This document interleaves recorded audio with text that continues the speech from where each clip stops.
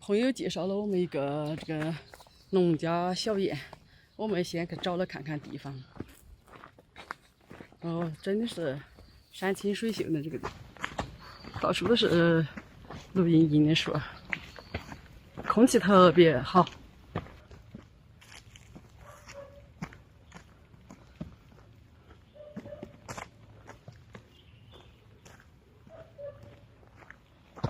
就是这了。嗨，小伙伴们，大家好，我是老太娃。大家可看见我身后这道门了？指的是里面是个小院子。我们找了1年左右了，找了一个这种农家小院。现在我们找到门口了，先敲下门。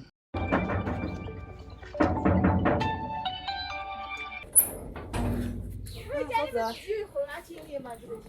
对呀，我记得了。你们家里不少这个，他说好的没有？他要过2天来，现在是讲你不来那个今天？他不来，他星期1来。在我们地点已经是找到了，现在暂时房主还在里面，过2天他们就搬走了，我们就开始打造我们的小院子。现在我们开始呢，把里边的这些果树统计一下，还有就是有些要改造的地方先量一下。